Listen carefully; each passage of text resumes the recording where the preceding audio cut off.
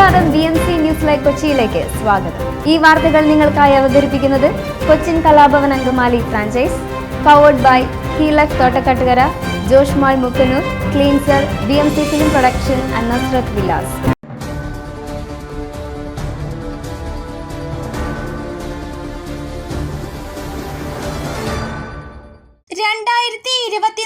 ലോക്സഭാ തെരഞ്ഞെടുപ്പിൽ BJP നയിക്കുന്ന NDA മുന്നണിക്ക് വൻ വിജയമെന്ന അഭിപ്രായ സർവേ ഫലം. മൂന്നാം മോദി സർക്കാരും തെരഞ്ഞെടുപ്പിന് ശേഷം രാജ്യത്തുണ്ടാകുകയെന്ന അഭിപ്രായ സർവേ ഫലം ഇന്ത്യ TVയാണ് പുറത്തുവിട്ടത്. NDA മുന്നണി 393 സീറ്റ് നേടി രാജ്യത്ത് വീണ്ടും അധികാരത്തിൽ എത്തുമെന്നാണ് ഇന്ത്യ TV CNX അഭിപ്രായ സർവേയുടെ പ്രവചനം. BJPക്ക് മാത്രം 343 സീറ്റ് കിട്ടുമെന്നും സർവേ പ്രവചിച്ചിട്ടുണ്ട്.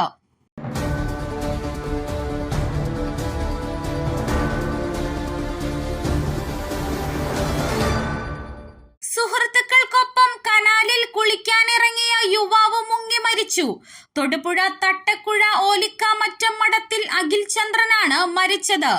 ഇന്നലെ വൈകിട്ട് 5:30 സംഭവം. അമരംകാവിന് താഴെ പുളിഞ്ചോട് കടവിൽ മറ്റു 2 സുഹൃത്തുക്കൾക്കൊപ്പം കുളിക്കാനെത്തിയതായിരുന്നു അഖിൽ. ഇതിനിടെ അഖിൽ ഒഴുക്കിൽപ്പെടുകയായിരുന്നു.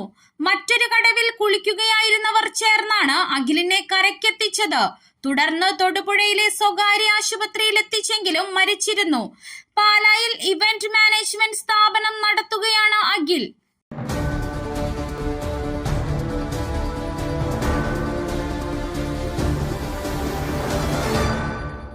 ലോക്സഭാ തെരഞ്ഞെടുപ്പിൽ രാജ്യത്തൊരിടത്തും BJP തരംഗമോ മോദി തരംഗമോ നിലനിൽക്കുന്നില്ലെന്ന് കർണാടക ഉപമുഖ്യമന്ത്രി DK ശിവകുമാർ.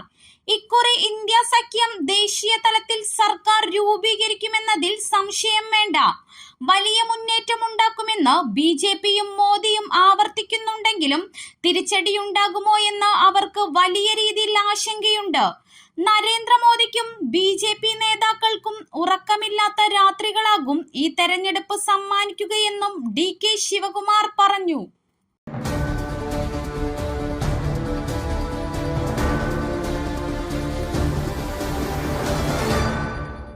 പ്രധാനമന്ത്രിയുടെ ചോദ്യങ്ങൾക്ക് മറുപടിയില്ലാത്ത മുഖ്യമന്ത്രി അസഹിഷ്ണുത കാണിക്കുകയാണെന്ന് BJP സംസ്ഥാന അധ്യക്ഷൻ K സുരേന്ദ്രൻ. ചോദ്യങ്ങൾക്ക് മറുപടി പറയുകയാണ് മുഖ്യമന്ത്രി ചെയ്യേണ്ടതെന്നും കോട്ടയത്ത് K സുരേന്ദ്രൻ പറഞ്ഞു. CPMന്റെ കള്ളപ്പണം നിക്ഷേപിക്കാനുള്ള ബാങ്ക് അക്കൗണ്ടുകളെ പറ്റി മുഖ്യമന്ത്രി മിണ്ടുന്നില്ല. സഹകരണ ബാങ്കുകളിൽ നിന്നും CPM നേതാക്കൾ തട്ടിയെടുത്ത പണം പിടിച്ചെടുത്ത് നിക്ഷേപകർക്ക് തിരിച്ചു കൊടുക്കുമെന്ന് പ്രധാനമന്ത്രി പറഞ്ഞതിനെ മുഖ്യമന്ത്രി പരിഹസിക്കുകയാണ്. സഹകരണ ബാങ്കുകളിൽ പണം നിക്ഷേപിച്ച സാധാരണ മനുഷ്യരെയാണ് മുഖ്യമന്ത്രി പരിഹസിക്കുന്നത്. ഇരകളുടെ പണം തിരിച്ചു കൊടുക്കേണ്ടയാളാണ് മുഖ്യമന്ത്രി. പ്രധാനമന്ത്രി ചെയ്യുമെന്ന് പറഞ്ഞാൽ അത് ചെയ്തിരിക്കും. പണം നഷ്ടമായവർക്ക് അത് തിരിച്ചു കിട്ടും, K സുരേന്ദ്രൻ പറഞ്ഞു.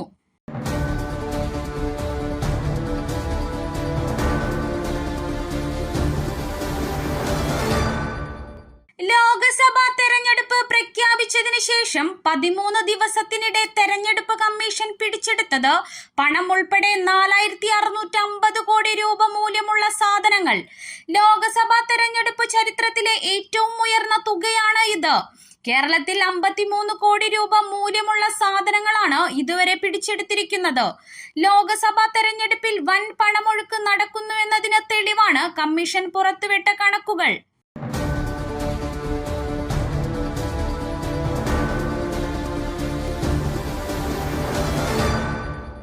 ഗൂഗിൾ പേ അനൗൺസ്മെന്റിന്റെ പേരിൽ പെട്രോൾ പമ്പ് ജീവനക്കാരെ മർദ്ദിച്ച യുവാക്കളെ തലയോലപ്പറമ്പ് പോലീസ് അറസ്റ്റ് ചെയ്തു. വെള്ളൂർ വടകര സ്വദേശികളായ കരോട്ടെത്തടത്തിൽ ആഷിഖ്, K ബാബു, കടവത്തുകുഴിയിൽ അജയ്, സജികുമാർ എന്നിവരാണ് പിടിയിലായത്.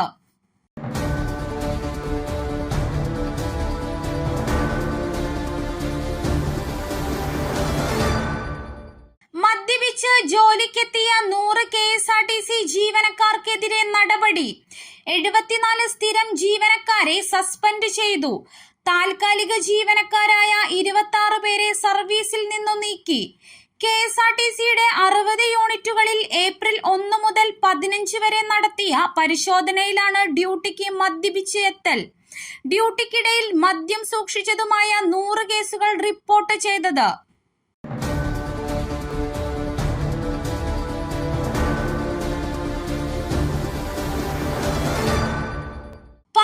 വയസ്സുകാരിയായ സ്വന്തം മകളെ നിരവധി തവണ ലൈംഗിക പീഡനത്തിനിരയാക്കിയ തിരുവല്ല സ്വദേശിയായ 38-കാരനെ 3 ജീവപര്യന്തം തടവ് ശിക്ഷയ്ക്ക് വിധിച്ചു. പത്തനംതിട്ട ഫാസ്റ്റ് ട്രാക്ക് പോക്സോ കോടതി ജഡ്ജ് ഡോണി തോമസ് ആണ് വിധി പ്രസ്താവിച്ചത്. ഇതിനു പുറമെ പോക്സോ ആക്ടിലെ വിവിധ വകുപ്പുകൾ പ്രകാരം പെൺകുട്ടിയെ പ്രകൃതി വിരുദ്ധ ലൈംഗിക പീഡനത്തിനിരയാക്കിയതിന് IPC നിയമത്തിലെ 377 വകുപ്പ് പ്രകാരം 10 വർഷം കഠിന തടവും ജുവൈനൽ ജസ്റ്റിസ് ആക്ട് പ്രകാരം 3 വർഷം കഠിന തടവും ശിക്ഷ വിധിച്ചു. 7 ലക്ഷം രൂപ പിഴ അടയ്ക്കാനും വിധിയിൽ പറയുന്നുണ്ട്. പിഴ അടയ്ക്കാതിരുന്നാൽ കൂടുതൽ തടവ് ശിക്ഷയും അനുഭവിക്കണം.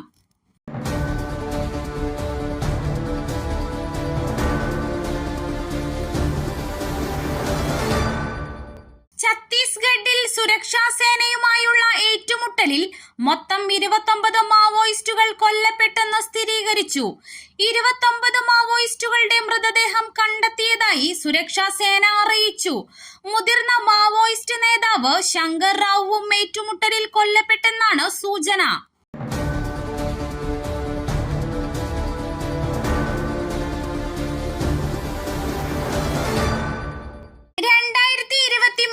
സിവിൽ സർവീസ് പരീക്ഷാ ഫലം പ്രഖ്യാപിച്ചു.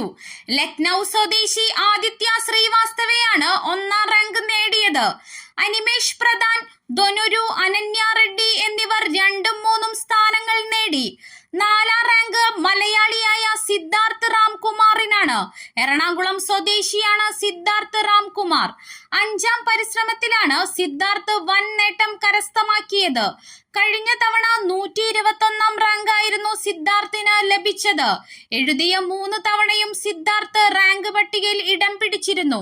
അച്ഛൻ രാംകുമാർ ചിന്മയ കോളേജിലെ റിട്ടയർഡ് പ്രിൻസിപ്പളാണ്. സഹോദരൻ ആദർശ് കുമാർ ഹൈക്കോടതിയിൽ വക്കീലാണ്.